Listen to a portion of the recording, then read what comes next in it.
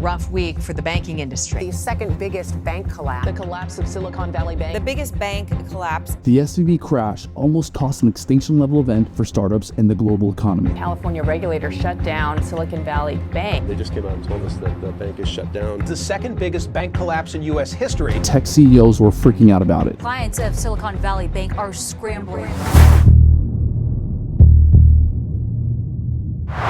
The Silicon Valley Bank was recently shut down by California regulators as its customers did a bank run, withdrawing billions of dollars from their accounts. You don't have enough cash for the next 3 customers! Whenever we talk about tech startups raising millions of dollars from VC firms, Silicon Valley Bank is part of that conversation.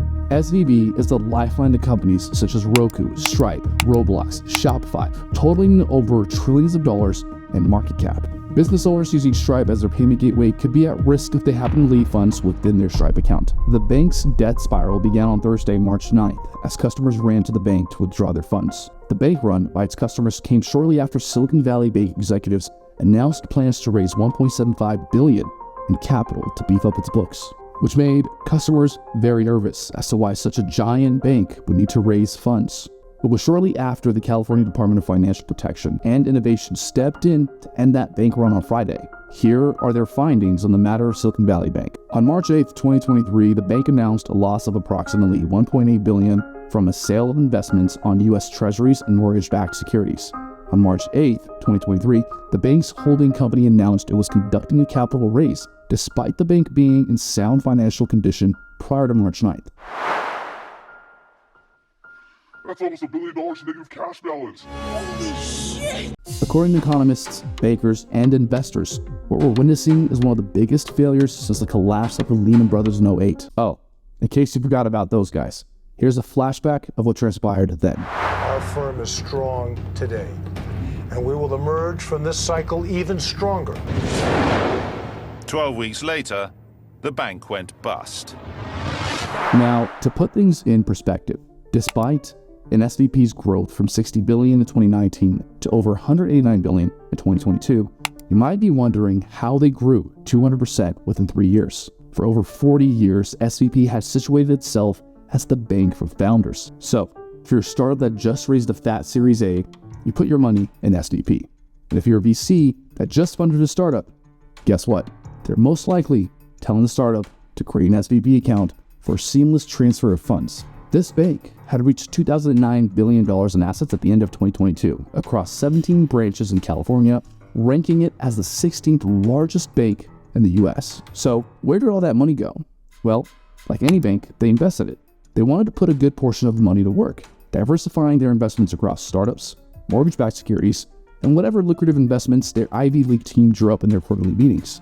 With interest rates at an all-time low back in 2022, these investments didn't look as bad. Until, of course, rates started to hike. And to make matters worse, the consistent deposits that were being made by startups dried up. And those absurd valuations the check startups were getting, well, let's just say things came back down to earth, which meant SVB wasn't getting the inflow of deposits it once had. So what do? SVB decided to sell its securities at a loss in order to give themselves a little breathing room. The idea was to free up more capital and improve their liquidity. This got the attention of investors as they became a bit concerned and reacted. Then the unexpected happened.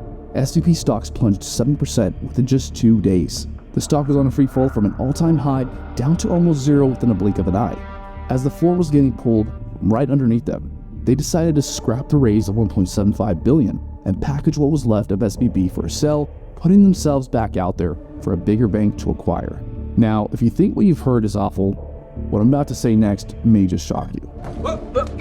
Only 2.7% of SVB accounts are FDIC insured, meaning 97.3% of deposits are Shit out of luck. This means for those startups and VCs that have millions of dollars in their account, well, fairy dust. It doesn't exist. What does this mean for the startup tech scene? This will have a massive ripple impact across the tech ecosystem and Silicon Valley private companies. SVB is a foundational piece of the tech startup community and will have a constrained impact on funding for tech startups going forward. Even businesses that aren't clients were being impacted by the closure, especially with the most immediate impact on delaying payroll. Well, by now you're probably wondering, as a founder or startup, how do you protect yourself? Well, for one, Bitch, don't get too comfortable. better not get too comfortable. Jokes aside, I'm also at risk as I myself have funds in Coinbase, MetaMask, Venmo, Cash App, Stripe, and Robinhood. Most Gen Z and Gen Ys have funds tied in one or more of these accounts. Here are 2 things I started doing immediately to minimize risk. 1, I diversified my funds across FDIC-insured banks. Made sure to have less than $250,000 in each account so that I can sleep better at night knowing my funds are protected. Then, I transferred all my remaining funds I have in my Venmo, Cash App, Robinhood, Coinbase to FDIC bank accounts. This may mean having to create new accounts to ensure you don't exceed beyond the $250,000 limit. Now, I've been following the SVB case closely, and according to the latest news released on Monday, luckily all depositors will be protected and no one is losing any of their funds. In the coming weeks, people will forget that this ever happened. But this, I think, was the first crack to show. Who knows how things will look in the coming months. That's all for this video. Don't forget to subscribe and like if you found this helpful. Till next time, cheers.